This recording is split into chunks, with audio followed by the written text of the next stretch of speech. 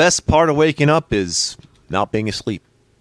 Welcome back to Totally Awake Game Wolf Plays a Totally Awoken Hexen. Do not sleep. Do not adjust your television set. I control the horizontal and the vertical and the diagonal. Bitch, I control the diagonal. You know how hard that is to do? Most TVs don't have a diagonal. I don't think anything is really... Is anything really diagonal? Nothing's diagonal. Everything is round.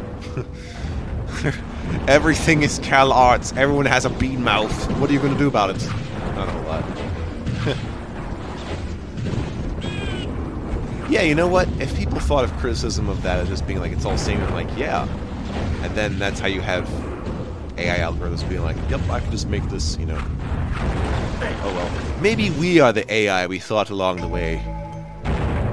Guess what? I'm in the gibbet. Gibbet, gibbet, gibbet, gibbet. Someone died on the way down. Actually, a couple people died.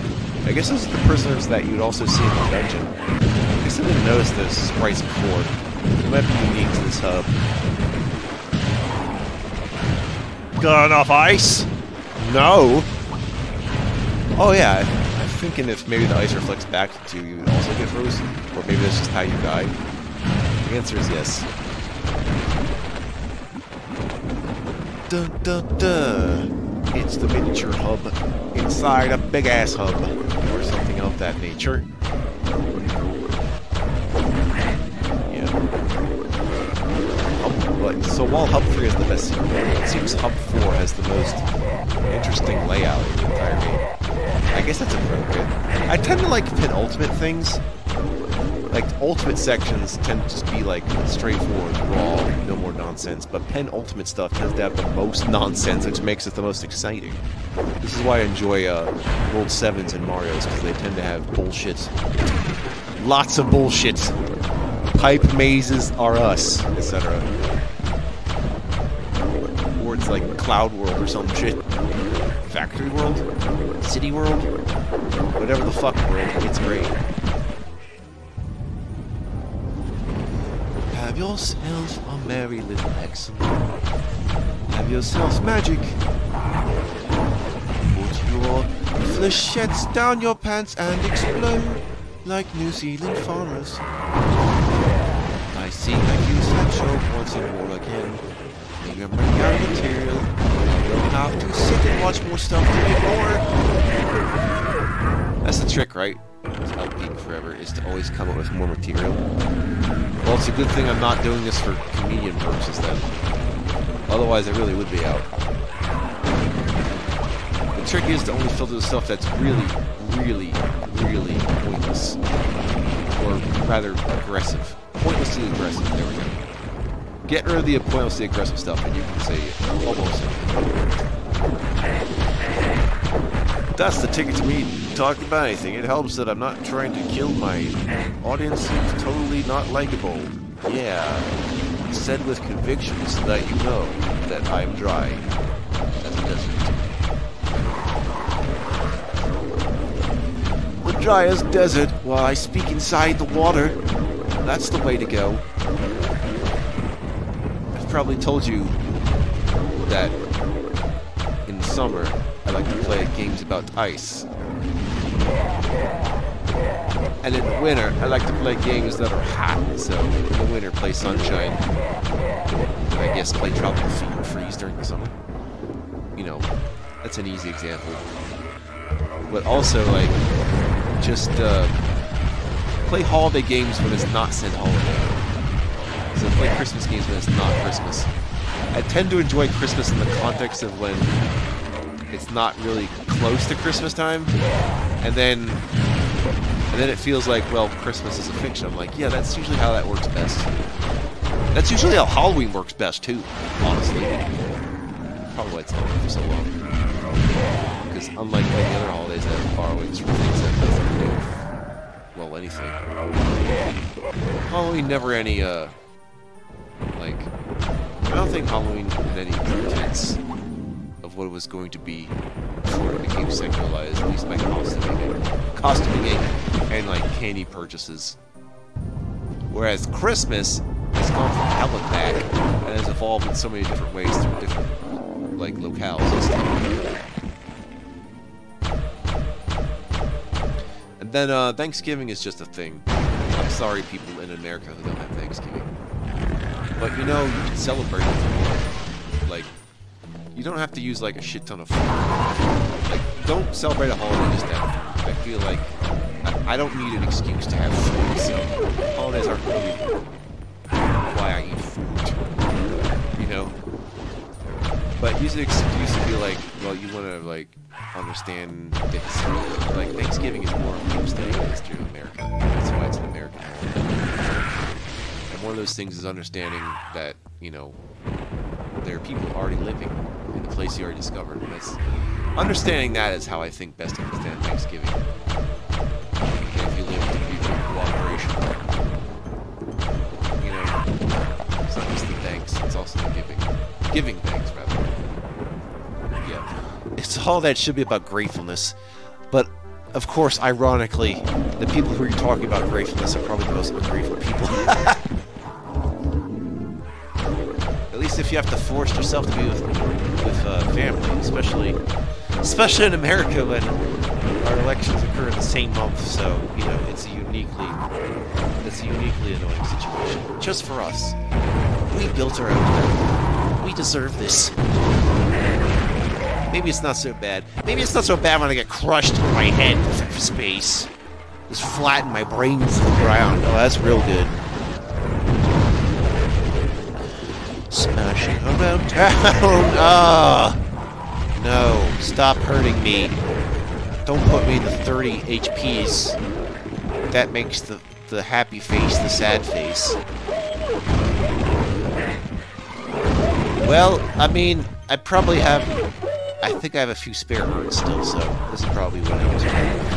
Just, can I do this now? Something is burning me alive. Where is it? Where did I put that shit? Okay, I guess I used my urns already. Well, fuck me then. Damn. I guess that was going to happen. Unlike the cleric who runs on a mana, I guess the mage just runs out of health a little too much. Well, that means the fighter has to run out of something, and I think that's, I would say it's you could use the disproportion. I feel like the fighter is the least punch in the face. I feel like the fighter probably just like to run out of flechettes, because the fighter's flechette is arguably, like, a cleric is very situational flechettes, but there's always a use for a grenade projectile. That's why I like using grenade stuff a lot a grenade flechette is just too useful, so I feel like if you're a fighter, you're going to want to use a lot of them. Especially early on, when it's like your only projectile. So, yeah. Remember that if you're playing as fighter. Like, you have projectiles. You're not totally helpless. I mean, you're not totally helpless at long range. Assuming they're below you, but still. I mean, that's still something. If you don't want to get too close to someone who's going to melee you. Mages in a cage. Mage in a cage this Sunday. Rage in a cage with a mage. Commence the carnage. Alright, what? I feel like that's not fair.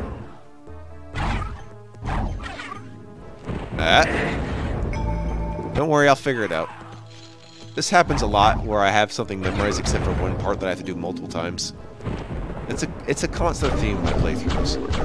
But I think it's just, yeah, sometimes it's just less about where I know I'm going and more about I forgot a very specific mechanic on how fast that crusher is. Probably one of those crushers that could have been easily avoided with boots, per se. I've done this with levels that have auto-scrollers in games. What would a first-person shooter be like if the level was auto-scrolling? I guess that's a rail shooter? Actually, yeah, that's exactly what that is. Yeah, an on-rail shooter. Sadly, I don't know if I'd ever LP a on-rail shooter, because those tend to be arcade games. If there's like a full-on, like, home console-style rail shooter, I don't mean like Resident Evil, because I still think that's... Yeah, I think it's just always trying to be arcadey in that sense. So, Also, that one Sega thing doesn't really count. because that's more of a third-person shoot-'em-up. I don't think that counts. I forget what the title it is, but you probably know the one. Up! Shit balls. Looks like I've fallen into my own shit. You know, I wonder what would happen if I just let myself fall. I also wonder if that's actually how you're supposed to do that, if there's a secret way to make that switch happen. Yoink! There we go. Bring the bull, I'll get the horns. You've heard of pin the tail of the donkey, now pin the horns on the bull. See how that works out. You're doing, instead of taking the bull by the horns, you're giving them back. How's that for a metaphor? Slash idiom. An idiomatic metaphor. Idiosyncratically stupid. Idiosyncrasies. That's what this is all about. Idiosyncrasies, of course. How could I forget that it just involved myself? And, you know, life finds a way. That's the trouble when you have a lot of things to say and you don't know organize what you're saying as you're saying it. It is what we in the business call the language of gibberish. Do you speak it? Motherfucker! Gibberish! Do you speak it? Yes, I speak gibberish. Waka waka. Some say Fozzie Bear is actually a Pac-Man in disguise. But really it's Pac-Man who's a Fozzie Bear in disguise. Aha. Wasn't so Fozzie was. It's got the Foz. Yep, it's got the Fez.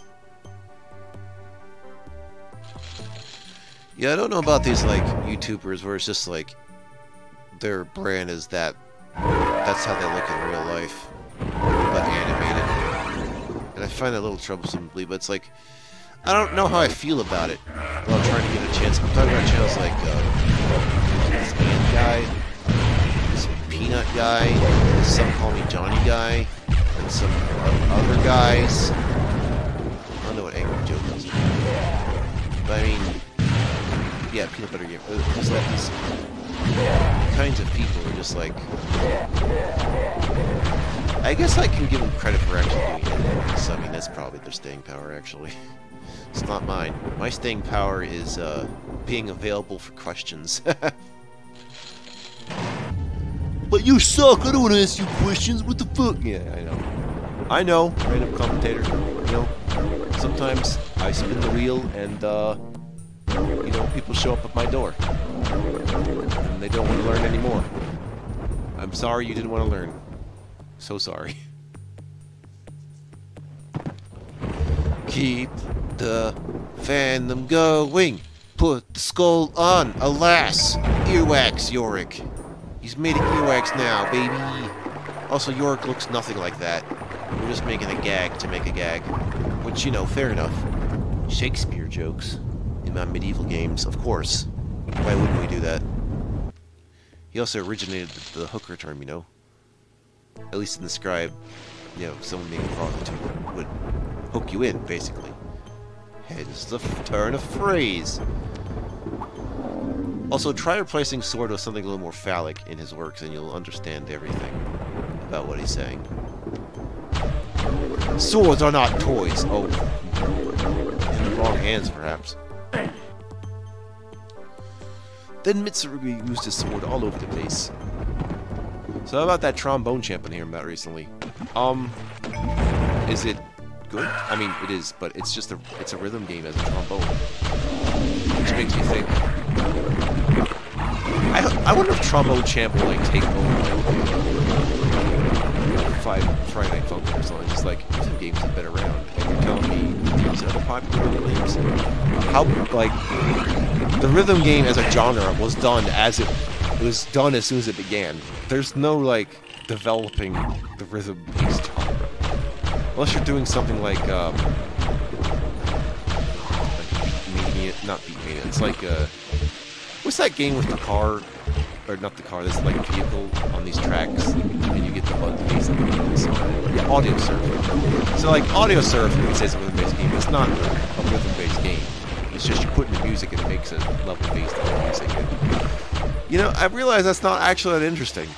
It's good to experiment with. But as a game that I enjoyed, no.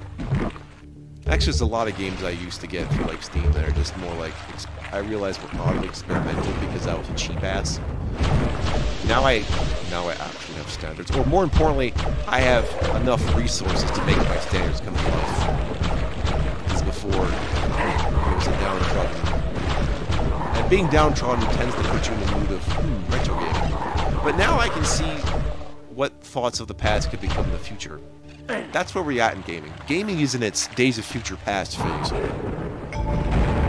we get to gaming of Age of Apocalypse or something, right? I really want X-Men Return to film. Really badly for this account.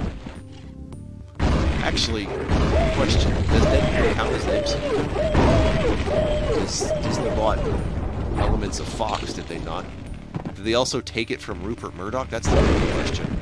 Because that's a ballsy-ass move. You know? You know! Also, why is Mr. Fantastic that guy from The Office? That was the last kind of thing I was expecting him to do. Although, that's one interesting thing about that universe or whatever, is that eventually you lose every actor available. So maybe they'll run out of actors for characters and start using random schmucks like me. I'm not just saying that to say that, but, you know. What I'm saying is, if you have an X-Men villain named Arcade and you need a guy, I'm your guy. Trust me. I'll wear the suit and everything. It'll be great. You're just gonna have to dye my hair red. That's the only thing. I will go make Murder World. It'll basically be like, I make a first-person shooter arena. That'll be the plot of Arcade's Revenge in the MCU. So, if I thought I ever had an end to that sort of thing, that's pretty much where I think it would be. And other stuff. Like voice acting. Voice acting is kind of its own report, though. Like, I don't want to be paid for voice acting. I mean, I do want to be paid for voice acting, but I mean, like, doing voice acting for the sake of acting as a character that people recognize, that is worth so much. And you have, like, convention fans be like, wow, you're the voice of that guy. It's like, yep, I'm that guy. Being the voice. Nearby, they say the voice of the original Ninja Turtles were real. Just like, I can't believe I missed that. The one time I don't go to the convention, like, ugh.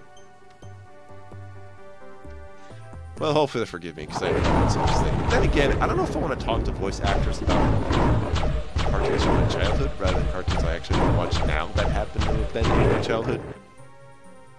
So rather, I would be talking to, like, Kevin Conroy instead, since that stuff is always up in my mind. I don't know. What about the 2003 Ninja Turtles? That actually holds up a lot. Like, it's to the point where I think it's underrated. In fact, let me just go watch. I've been saying I'm going to watch shit for a while now. I'll be like, wait a minute, let's just go watch this and actually take it in seriously. Is there a point to trying to get that vial on the bed? There's no good reason to do that. This whole room is just a troll fest. Even this area down here, which I forget about sometimes in order to kill these guys, and to pull that switch that supposedly does something that I don't know about. I wonder if it fixes the trap, actually. That would be funny. I was just cheesing it in an inconvenient, truthy way the whole time. Oh yeah. Exploding faces that explode all the way, and I just explode away today. Well, no sense trying to change the past, because the future refused to change. That's right. I'm going to go inside. I'm going to relive my ancestors. I am the assassin, and this is my creed. Assassin's Apollo Creed. Coming this summer to a boxing Italy near you. Ezra the Boxer. Yeah. I have a single complaint about Ubisoft. There's many complaints one can have about Ubisoft, but I have just one. One very important one. I feel like Ubisoft is sterile. Something about it. It's not like in the way EA is sterile, but something about Ubisoft is sterile. I'm sorry, I don't know what else I could say. I just think it was soft as sterile.